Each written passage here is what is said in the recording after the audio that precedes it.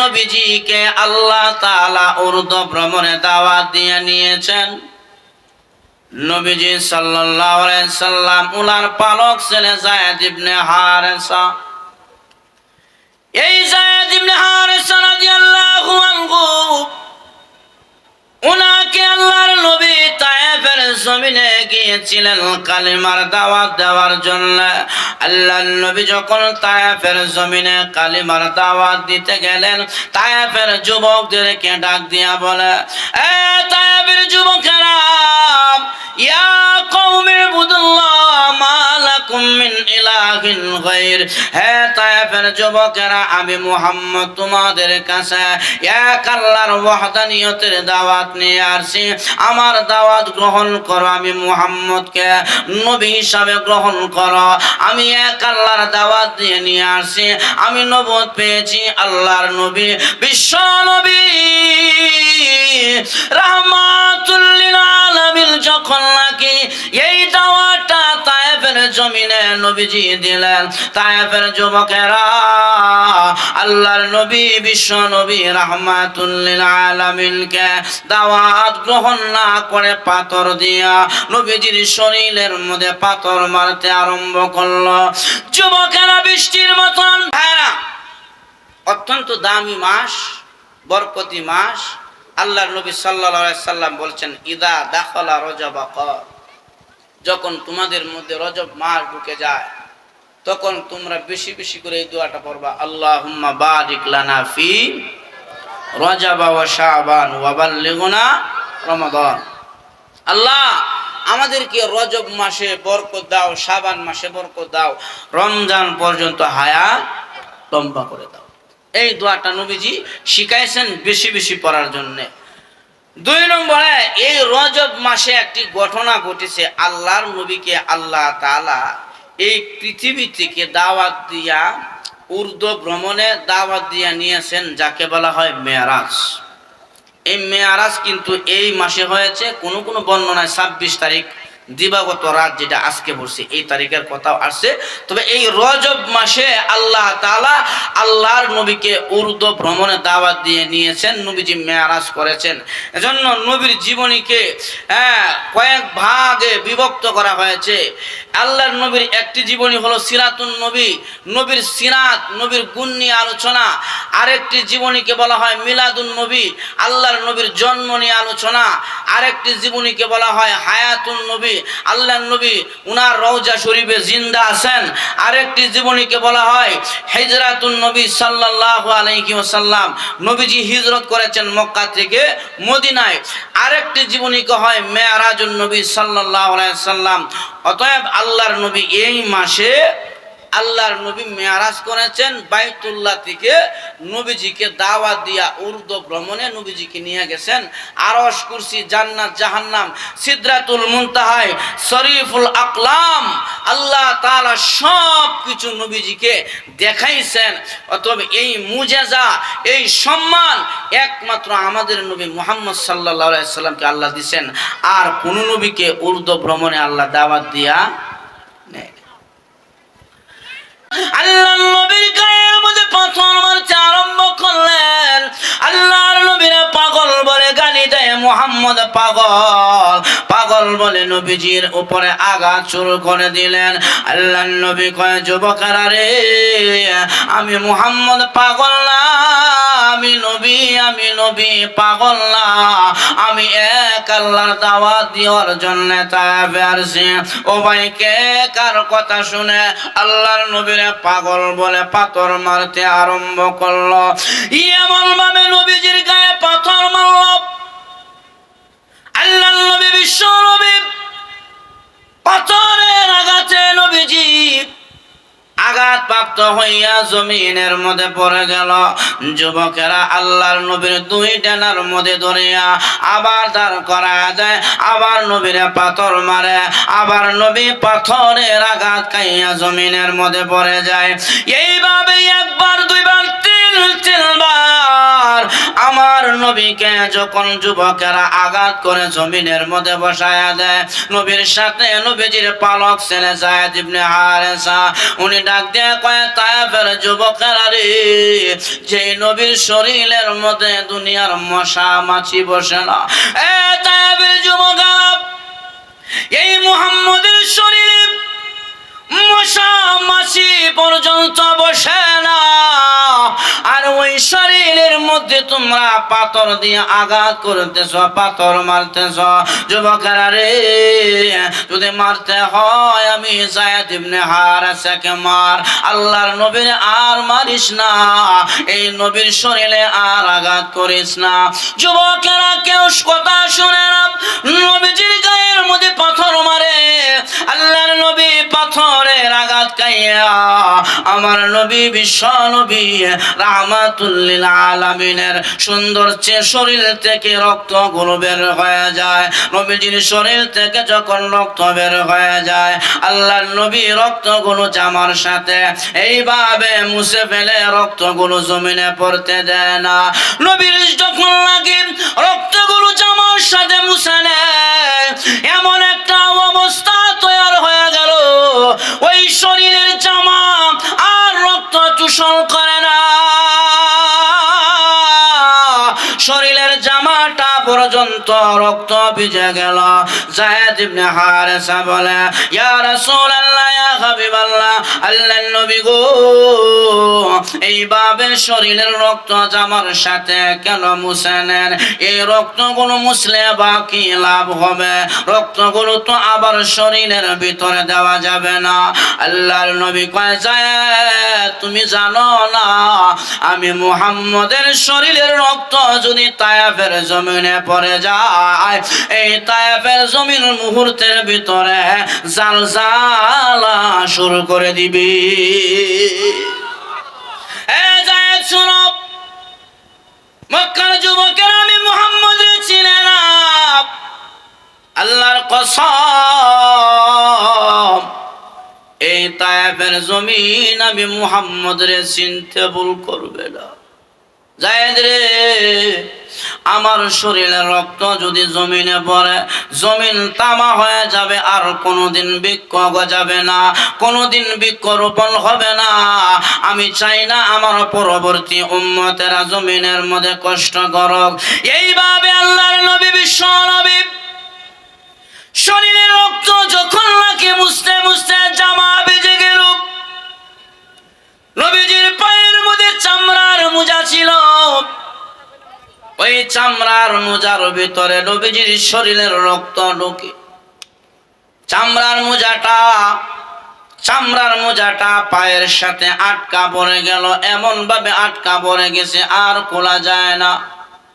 বহু চেষ্টা করিয়া নবীজির পা মুবারক থেকে চামড়ার মোজাটা খুললেন, খোলার পরে দেখে এক ফোঁটা রক্ত জমিনের মধ্যে পড়ে যায় বাপ।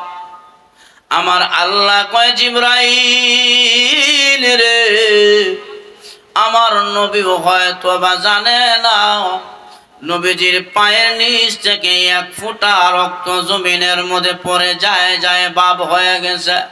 এ জিবরাইল যাও, এই মুহাম্মদের রক্ত যদি জমিনে পড়ে যায়, এই জমিন ভূমিকম্প শুরু করে দিবি, এই জমিন জালজালা কাঁপুনি শুরু করে দিবে, তাড়াতাড়ি যা, আমার বন্ধুর শরীরের রক্ত জমিনে পড়ার আগে আগে তোমার ডানা বন্ধুর পায়ের নিচে বিছায়া দাও।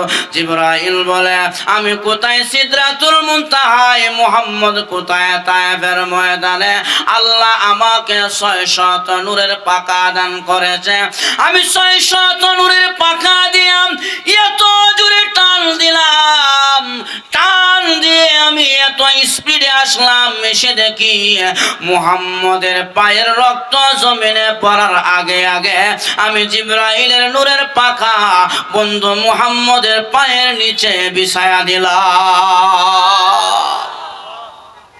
আল্লাহর নবী বিশ্ব নবী আহত হয়ে জমিনে পড়ে আছে, নবীজিকে সাহাবীরা ধরে নবীজির চাচা তোমার উম্মে হানির ঘরে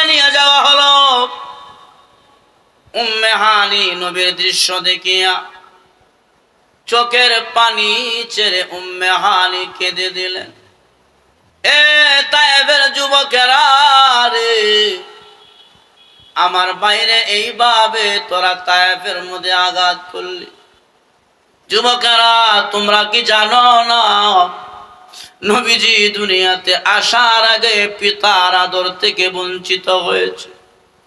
এ যুবকেরা, তোমরা কি জানো না এই নবীজি বেশি দিন মার আদর পাই নাই, মাও বিদায় হয়ে গেছে। এতিম নবী কালিমার দাওয়াত দেওয়ার জন্য তায়েফে আসছিল, আর তোমরা আমার বাইরে একা বাইয়া আঘাত করলে। এইভাবে বোন ভাইয়ের জন্য কান্নায় ভেঙে পড়লেন। কারণ দেখবেন, পৃথিবীতে ভাইয়ের জন্য বোনের দরদ থাকে বেশি। ভাই ভাইরে ভুলে যায়, কোন সময় ভাই বোন রে ভুলে গেলাও, বোন কিন্তু বাইরে বলে না। ভাইয়ের জন্য আলাদা মায়া হয়।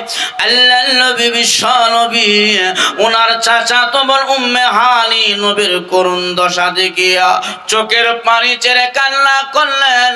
আল্লাহর নবীর খাবার দিলেন, ভাই গো এই যে খাবারটা খেয়ে নেন, আপনার শরীরটা দুর্বল জীর্ণ শীর্ণ হয়ে গেছে, খাবার খান, শরীর ভালো হয়ে যাবে। আল্লাহর নবী খাবারের প্লেট সামনে নিয়া যখন নাকি লোকমা মুখে দিবে, এমন সময় নবীজির ওই করুণ দৃশ্য তায়েফের কথা মনে হয়ে যায়। আল্লাহর নবী কয়, প্রভু গো, আমি তো তোমার এলায়ে কালিমাতুল্লাহর জন্য গিয়েছিলাম তায়েফে। যুবকেরা, আমি নবীরে কেন মারলো? আমি নবীর কি অন্যায় আর অপরাধ ছিল? এই করুণ দৃশ্যের কথা মনে হয়ে গেল। মনে করিয়া নবীজি খানা না খাইয়া প্লেটটা সামনে রাখিয়া উম্মে হানি চাচাতো ভাইয়ের জন্য কম্বল নিয়ে আসলেন। বাইরে একটু বিশ্রাম করেন, ঘুমায়া যান, ঘুমায়া গেলে শরীরের অবস্থাটা স্বাভাবিক হয়ে যাবে। আল্লাহর নবী কম্বল গায়ে দিয়া যখন নাকি শুইতে গেল, শোয়া অবস্থায় নবীজি ওই তায়েফের করুণ দৃশ্য নবীজির চোখের সামনে ভেসে যায়। আমার নবী আর ঘুমায় না, আর বলে, প্রভু গো, তায়েফের যুবকেরা আমাকে কেন মারল? আমার কি অন্যায় অপরাধ ছিল? এইভাবে আমাকে কেন মারল? আল্লাহর নবী বিশ্ব নবী কম্বল লাগাই দিয়া ডাইরেক্ট খাতিমে কাবায় বাইতুল্লাহ চলে গেছে। বাইতুল্লাহ যায়া বাইতুল্লাহর কালো গিলাফের মধ্যে ধরিয়া আমার নবী বিলাপ করে কান্না করে আর বলে, বাইতুল্লাহ রে, দুশমনেরা আমাকে তায়েফে এইভাবে মারলো, তোমার আল্লাহ তখন কোথায় ছিল? এই বলে নবীজি গিলাফের মধ্যে ধরে চোখের পানি ছেড়ে ছেড়ে কান্না করে। আল্লাহর নবী কান্না করতে করতে নবীজি বাইতুল্লাহর মধ্যে ঘুমায়া গেলেন। দেখবেন, ছোট বাচ্চাকে যখন নাকি মা বাবা আঘাত করে মারে, বাচ্চা কান্না করতে করতে বিছানায় ঘুমায়া যায়। আল্লাহর নবী ঠিক তেমনি ভাবে চাদর মুড়ি দিয়া বাইতুল্লাহর মধ্যে নবী ঘুমায়া যায়। আল্লাহ আদেশ করে, জিবরাইল যাও আমার বন্ধুরে বাইতুল্লাহ থেকে উঠায়া বাইতুল আকসা, বাইতুল মুকাদ্দাসে নিয়ে আসো। আল্লাহর আদেশ পাইয়া জিবরাইল আর মিকাইল দুইজন সাদা বাহনের একটা বুরাক নামক বাহন নিয়া বাইতুল্লাহর সামনে চলে আসে। বাইতুল্লাহর এক পাশে বুরাকটা বাঁধিয়া জিবরাইল আর মিকাইল দুইজন হাতিমে কাবায় ঢুকছে। বাইতুল্লাহর মধ্যে ঢুকিয়া দেখে মুহাম্মদ বাইতুল্লাহর গিলাফে ধরে নবীজি ঘুমায়। আল্লাহর নবী ঘুমায়। জিবরাইল বলে, মিকাইল রে, নবীজিরে ডাক দিয়া সজা করো, নবীজিকে উর্দু ভ্রমণে নিয়ে যাওয়া হবে। মিকাইল বলে, 1000 বার মাপ চাই, নবীজির এই আরামের ঘুম ভাঙ্গিয়া আমি নবীজিকে ডিস্টার্ব দিতে পারবো না। ভাই জিবরাইল, তোমার সম্পর্ক ভালো, তুমি তুমি ওহী নিয়া মুহাম্মদের কাছে আসো, আল্লাহর নবীরে ডাক দিয়া সজাগ করো। এবার জিবরাইল বলে, সম্পর্ক যত ভালো হোক না কেন, মুহাম্মদের আরামের ঘুম ভাঙ্গিয়া এই বেয়াদবি আমি জিবরাইল করতে পারি না। আল্লাহর নবী বিশ্ব নবীরে কেউ ডাক দেয় না। জিবরাইল আর মিকাইল বাইতুল্লাহর চতুর্পাশে ঘুরে নবীজিকে ডাক দিতে সাহস পায় না।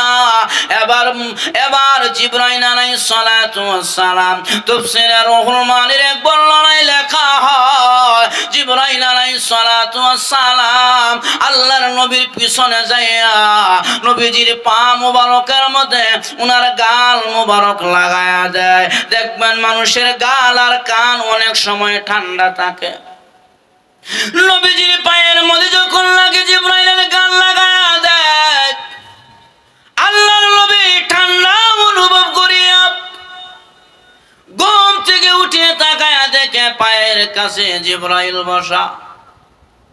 নবী কয়, জিবরাইল রে, মনে হয় তোমার গাল আমার পায়ের মধ্যে লাগায়া দিছ। জিবরাইল, তুমি রহমতের ফেরেশতা, ফেরেশতাদের সরদার হইয়া তোমার গাল কেন আমার পায়ের মধ্যে লাগায়া দিলি? জিবরাইল বলে, পয়গম্বর গো, এই গালের চাইতে গো আপনার কদম মুবারকের দাম আসমানওয়ালার কাছে অনেক বেশি। নবীজি, এই দুইটা কদমের দাম আসমানওয়ালার কাছে গালের চাইতে কোটি কোটি গুণ দাম। উঠেন না, আপনাকে আমরা বাইতুল্লাহ থেকে বাইতুল আকসায় নিয়ে যাব। আল্লাহর নবী বিশ্ব নবী রাহমাতুল লিল আলামিনকে বাইতুল্লাহ থেকে বের করিয়া হাতিমে কাবার পাশে জমজমের পাশে নিয়া আল্লাহর নবীর জমিনের মধ্যে চিৎ করে শোয়াইয়া নবীজির সিনাটা বাড়িয়া আল্লাহর নবীর ভিতরটা জমজমের পানি দিয়া সুন্দর করে পরিষ্কার করে। এই জন্য বাজ উলামারা লিখেছে, হাউজে কাউসারের পানির চাইতে জমজমের পানি আল্লাহর কাছে দামি, কারণ জমজমের পানি দিয়া নবী মুহাম্মদের সিনাটা হযরতে জিবরাইল ধৌত করেছি। খারাপ লাগতেছে? আল্লাহর নবী বিশ্ব নবীর পুরাটা সিনা ধৌত করলেন, ঊর্ধ্ব ভ্রমণে যাওয়ার জন্য উপযুক্ত বানাইলেন নবীকে। এবার আল্লাহর নবী বিশ্ব নবী উনার সিনাটা আবার জিবরাইল মিলায়া দিলেন। ওখান থেকে পৃথিবীর বিজ্ঞানীরা 1400 বছর আগের মুহাম্মদের সিনা যে শক্কে সদর করা হলো, ওই শক্কে সদর নবীজির সিনা যে পারলেন জিবরাইল, বিজ্ঞানীরা বিজ্ঞান চালাইয়া কোরআন থেকে রিসার্চ করে করে আজকে আমাদের সমাজে ওপেন হার্ট সার্জারি করা হয়, মানুষের সিনা ফেলে দেওয়া হয়, অপারেশন করা হয়। বিজ্ঞানীরা পরীক্ষা করেছে, মানুষের সিনা পারলে মানুষ মরে না। এর জ্বলন্ত প্রমাণ হলো আখেরি নবী মুহাম্মদুর রাসূলুল্লাহ। 1400 বছর আগে মুহাম্মদ নামক ব্যক্তির সিনা ফাড়লেন, আবার মিলাইয়া দিলেন, উনি জীবিত ছিলেন। বিজ্ঞানীরা বিজ্ঞান চালাইয়া কোরআন থেকে রিসার্চ করে বের করেছে আজকের সমাজে ওপেন হার্ট সার্জারি হয়। এটা একমাত্র নবীজি মেরাজে যাওয়ার সময় সিনা যে ফেরেছিল, ওখান থেকে তারা রিসার্চ করে বের করেছে। আল্লাহর নবী বিশ্ব নবী রাহমাতুল লিল আলামিনের সিনাটা মিলাইয়া দিলেন। এবার নবীজিকে সাদা বাহন ওই বুরাকের মধ্যে নবীজিকে উঠাইলেন। আল্লাহর নবীর বুরাকটা সাদা, মাঝে মাঝে অন্য কালার। নবীজির বুরাকের এত গতি ছিল, বিদ্যুৎ চমকাইলে লক্ষ লক্ষ মাইল দূরে যেমন ভাবে চলে যায়। আমার নবীজির যে বুরাকের মধ্যে আরোহণ করলেন, ওই বুরাকটা মুহূর্তের ভিতরে হাজারো লক্ষ মাইল দূরে চলে যাইত। বুরাকে নবীজিরে উঠাইলেন। জিবরাইল কয়, নবী আপনি শুভ চেহারে শুভ যাত্রী, আমি জিবরাইল ড্রাইভার, মিকাইল আপনার পিছনে হেল্পার। ওগো নবী, আপনাকে উর্দু ভ্রমণে নিয়ে যাওয়া হবে এখান থেকে বাইতুল আকসা। এবার আল্লাহর নবী নিয়ে জিবরাইল সেই বুরাকের মধ্যে ছড়াইয়া বুরাক যখন ছাড়লেন, নবীজির বুরাকটা যখন আস্তে আস্তে উপরে উঠতে শুরু করলেন, তাকায়া দেখে বুরাকের দুইটা পা আস্তে আস্তে গোটায়া নেয়। আবার যখন বুরাক বিরতি দেয়, দুইটা পা বুরাক মেলে দেয়, ছেড়ে দেয়। ওখান থেকে বিজ্ঞানীরা রিসার্চ করে, আজকের সমাজের বিজ্ঞানীরা রিসার্চ করে করে বিমান বানাইলো। দেখবেন বিমান যখন জমিন থেকে এইভাবে উঠে, আসমানে ওঠার সময় যত উপরে ওঠে তখন আস্তে আস্তে সামনের চাকাগুলো গোটায় নেয়। আবার যখন বিমানটা ল্যান্ড করে জমিনে নামায়, তখন আস্তে আস্তে সামনের চাকাগুলো ছেড়ে দেয়। বিজ্ঞানীরা রিসার্চ করেছে, মুহাম্মদের বুরাক আসমানে ওঠার সময় পা গুলো গুটায় দিত, আবার নিচে নামানোর সময় পা গুলো ছেড়ে দিত। এই বিজ্ঞান চালাইয়া তারা বিমান তৈরি করেছে, বিমান বানাইলেন। আল্লাহর নবী বুরাকের মধ্যে ওঠার পর নবীজির বুরাক চলতে আরম্ভ করেছে। কিছু দূর যাওয়ার পর বুরাকটা জিবরাইল ল্যান্ড করলেন, বিরতি দিলেন। এমন একটা জায়গায় বিরতি দিলেন, ঘন ঘন খেজুর গাছ দেখা যায়। আল্লাহর নবী বিশ্ব নবীকে ওই জায়গায় নামাইলেন। নামানোর পর জিবরাইল নবীকে ডাক দিয়া বলে, মুহাম্মদ সাল্লিল্লাহু রাকাতাইন, আপনি 2 রাকাত নামাজ পড়ে আলোর। আল্লাহর নবী 2 রাকাত নামাজ পড়লেন। জিবরাইলকে নবী জিজ্ঞাসা করে, আরে জিবরাইল, এটা কোন জায়গায় আমাকে বিরতি দিলা? জিবরাইল কয়, নবী এটা হলো ইয়াসরফে আপনার বিরতি দিলাম। আল্লাহর নবী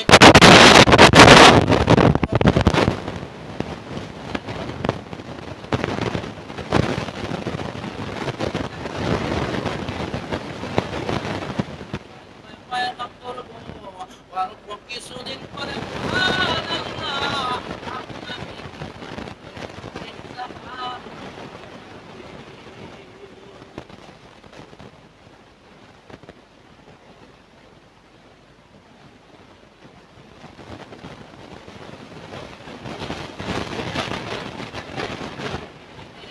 আসলে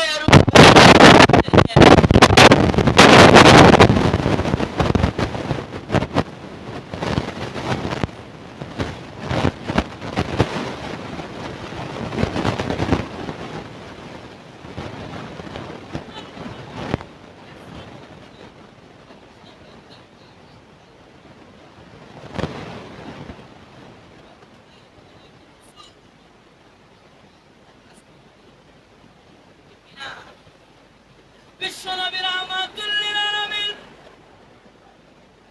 আবার দ্বিতীয়বারের মতন বুরাকে নবীকে উঠানো হলো। নবীজি দ্বিতীয়বার বুরাকের মধ্যে উঠলেন।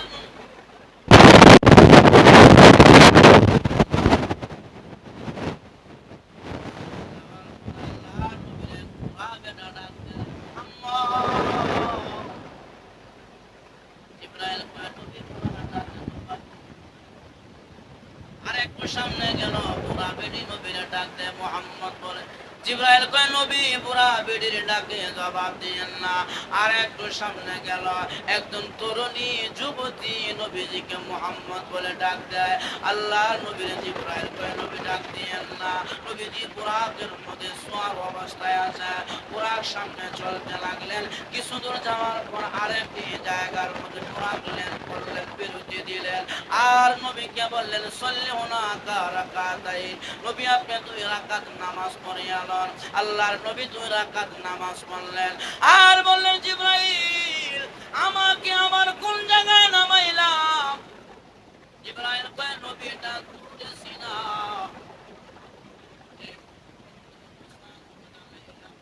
আল্লাহর সাথে কথা বলতে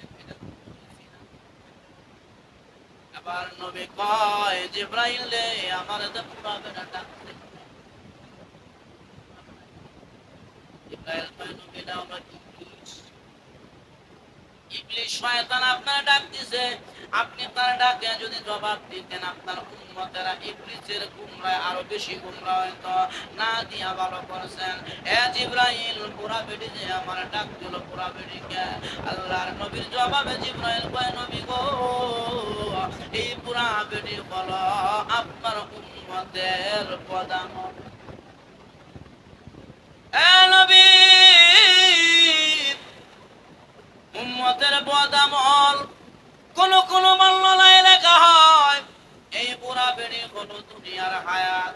পুরা মহিলা যেমন নাকি হেলে ডুলে পড়ে যায় যায় বা দুর্বল, এই দুনিয়াটাও একবারে ধ্বংস হওয়ার দ্বার প্রান্ত চলে গেছে, ধ্বংস হয়ে যায় যায় বাপ।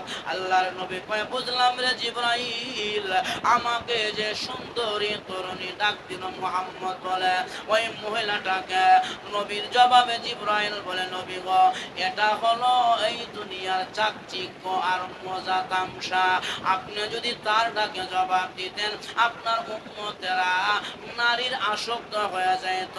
তার ডাকে জবাব না দিয়া বাবা করছেন আমার ভাইয়ারা। এরপরেও আমাদের সমাজে মানুষ নারীর আসক্ত হয় কি হয় না? আরো জোরে আল্লাহর নবী কয় পৃথিবীর জমিনে এমন কিছু উম্মত থাকবে যাদের কলব হবে আনাজিল। আনাজিল এটা ইনজিলের উপবস্তু। ইনজিলের সাহায্যে যেমন হাজার হাজার গাড়ি চলে, এমন আল্লাহ ওয়ালা কলব এই জমিনের মধ্যে কিয়ামত পর্যন্ত আল্লাহ কায়েম রাখবেন, যাদের কলবের বরকতে মহান আল্লাহ তামাম দুনিয়াটাকে কিয়ামত পর্যন্ত চালাইবে। নবী আপনি তার ডাকে জবাব না দিয়ে ভালো করলেন, আপনার উম্মত দুনিয়া লুকিয়ে দুনিয়ার নারীর পাগল হয়ে যাইত।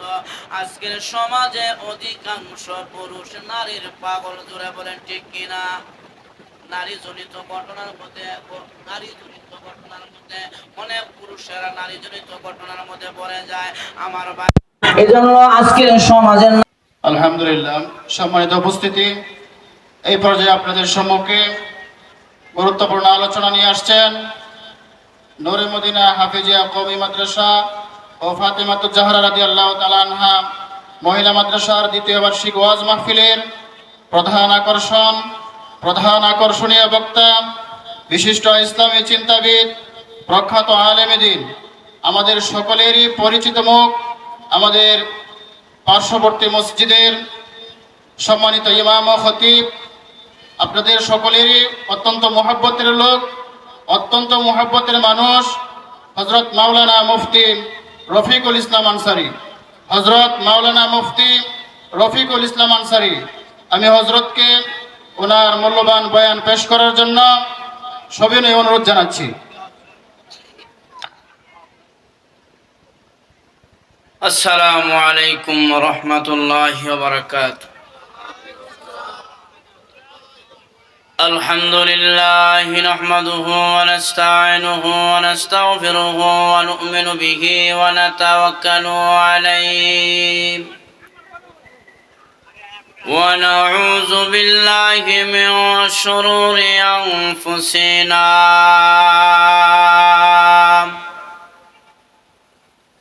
من يهده الله فلا مضل له ومن يضلله فلا هادي له،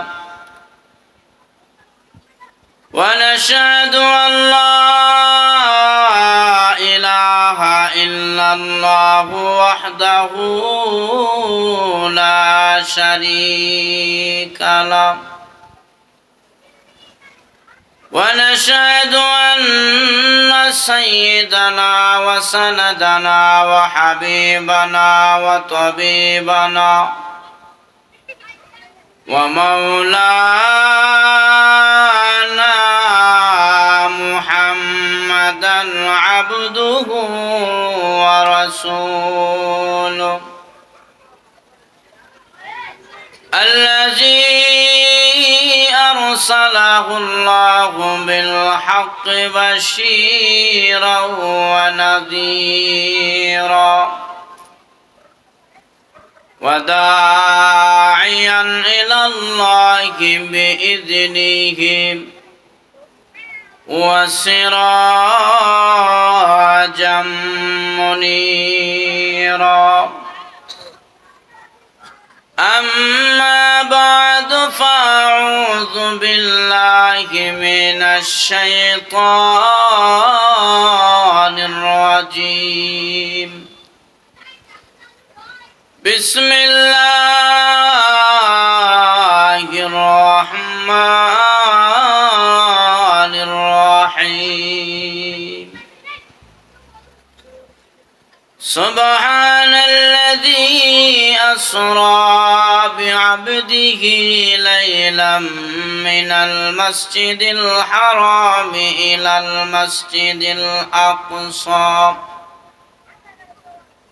الذي باركنا حوله لنريه من آياتنا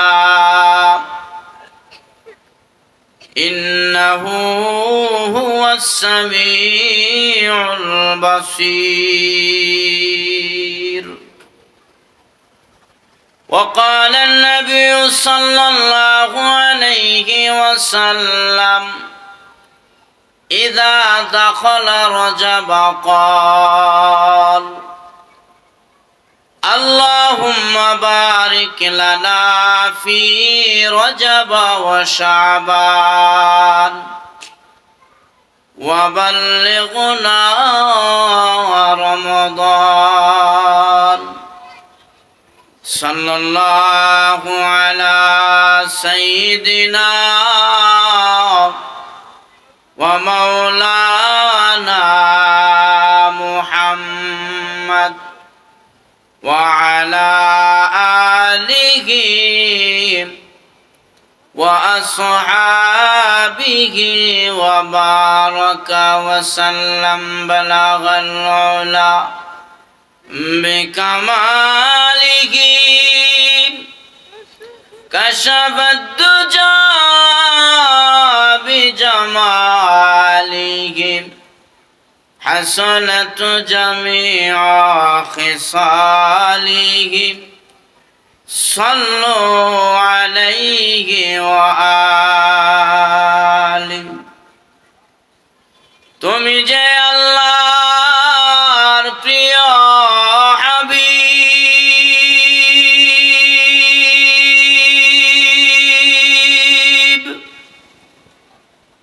কুরআন নাযিল তোমারই উপর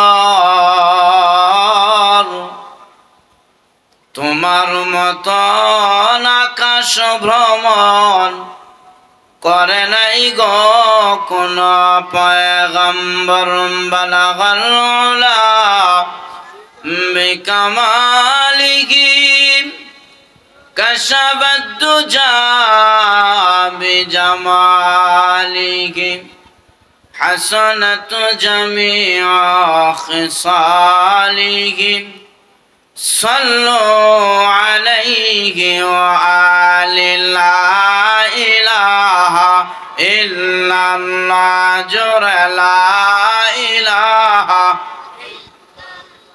أوزي لا إله إلا الله لا إله إلا الله لا إله বেলাল খেলে প্রেমের খেলা উমায়া দিল তারে কত জ্বালা বেলাল বলে ওরে উমাইয়া জীবন যাবি রে তথা বিচারিব না এক আল্লাহ লা ইলাহা ইল্লাল্লাহ জোরে লা ইলাহা আরো জোরে লা ইলাহা আসিয়া খেলে প্রেমের খেলা ফেরাউন দিল তার কত জ্বালা আসিয়া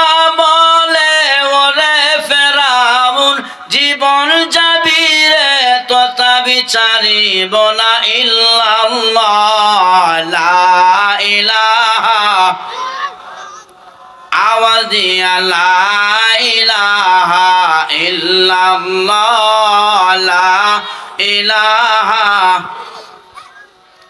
আরো জোরে লা ইলাহা ইল্লাল্লাহ লা ইলাহা লা